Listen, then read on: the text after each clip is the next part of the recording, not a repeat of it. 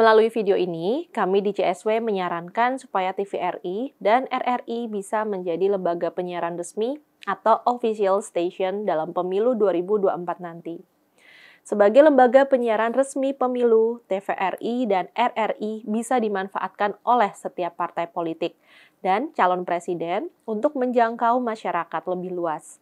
Ini penting, mengingat rakyat perlu informasi yang tepat dan akurat sebelum mereka masuk ke tempat pemungutan suara di Februari 2024 nanti.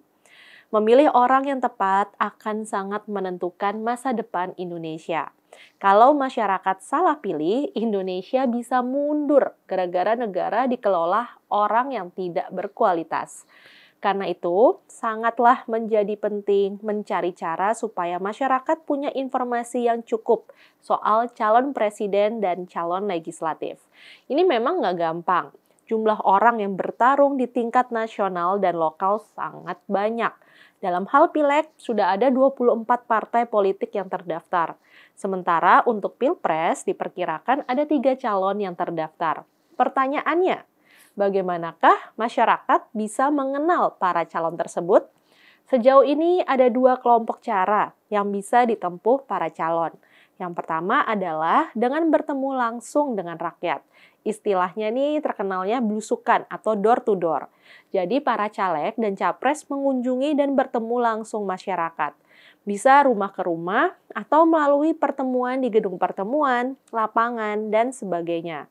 Para calon juga bisa menyebarkan stiker, memasang baliho, spanduk, atau bahkan billboard. Ini bukan perkara mudah dan murah ya. Para calon harus menyiapkan persediaan logistik yang tidak sedikit.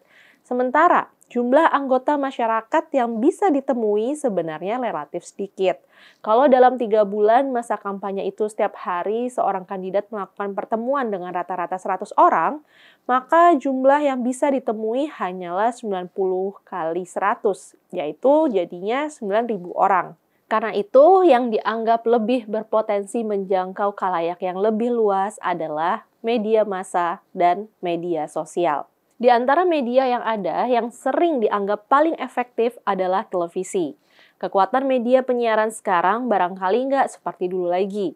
Jumlah orang yang nonton televisi dan mendengar radio itu sudah nurun, tapi tetap saja daya jangkaunya paling luas. Kaum menengah atas di masyarakat kota besar mungkin sudah jauh lebih suka nonton YouTube, Netflix, Disney, atau apapun ya. Tapi di mayoritas kota kecil, penonton televisi dan pendengar radio itu masih berlimpah. Masyarakat tidak perlu bayar untuk menonton siaran televisi atau mendengarkan radio. Karena itu, informasi lewat lembaga penyiaran sangat penting dalam proses pemilu kita. Masalahnya, untuk bisa berkampanye di televisi dan radio itu kan mahal. Jadi, berlaku terutama pada televisi swasta. Stasiun televisi swasta itu kan berorientasi mencari keuntungan.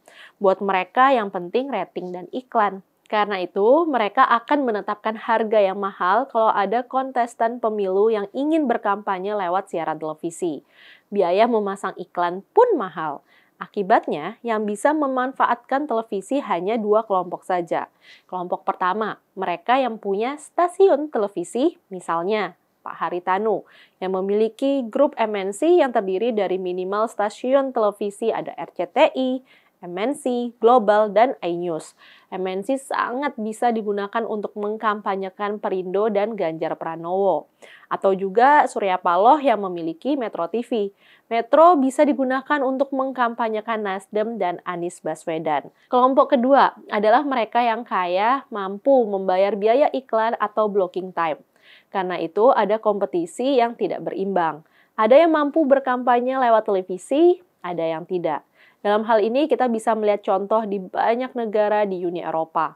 Negara-negara yang melarang iklan politik melalui televisi dan radio itu ada di Norwegia, Swedia, Denmark, Finlandia, Swiss, Belgia, Austria, dan Jerman. Ini didasari kekhawatiran bahwa proses pemilihan akan disetir mereka yang kaya saja. Kompetisi seimbang tidak akan terjadi. Akhirnya, masyarakat hanya terpapar pada sebagian kontestan. Ujung-ujungnya, masyarakat nggak bisa memilih secara rasional. Di Indonesia, rasanya nggak mungkin melakukan pelarangan iklan politik di televisi swasta. Tapi ada satu cara yang bisa dilakukan, yaitu dengan menggunakan TVRI dan RRI sebagai sarana kampanye pemilu. TVRI dan RRI sekarang bukan lagi lembaga penyiaran pemerintah. Mereka adalah lembaga penyiaran publik yang harus mengabdi pada kepentingan publik. TVRI dan RRI didanai oleh uang APBN dan APBD. TVRI dan RRI juga berada di seluruh provinsi di Indonesia. Karena itu, lembaga penyiaran publik tersebut bisa menjadi media kampanye pemilu bagi semua partai politik dan calon presiden. TVRI dan RRI bisa memberikan kesempatan secara adil buat setiap kandidat yang bertarung. Kalaulah ada pungutan biaya, itu nggak perlu lagi mengikuti standar iklan komersial. TVRI dan RRI bisa menjadi sarana siaran iklan, tapi juga bisa menjadi media yang memberi kesempatan untuk partai dan kandidat menjelaskan program, visi misi, profil mereka. Bisa juga menjadi media diskusi dan debat dalam membahas isu-isu tertentu yang diikuti wakil partai dan kandidat. Ini bisa diterapkan bukan hanya di TVRI dan RRI nasional, tapi juga di lingkup regional. Kalau ini dilakukan, TVRI dan RRI bisa menjalankan fungsi lembaga penyiaran publik yang sesungguhnya. TVRI dan RRI bisa menjadi media yang menyediakan informasi yang diperlukan masyarakat untuk mengambil pilihan yang tepat. Kebijakan ini bisa dirancang bersama oleh Kominfo, KPI, serta TVRI dan RRI sendiri. Dengan kebijakan semacam ini, kita harapkan masyarakat bisa memperoleh informasi yang lengkap sebelum mereka menentukan pilihan. Saya, Kriska Putri Abner, undur diri.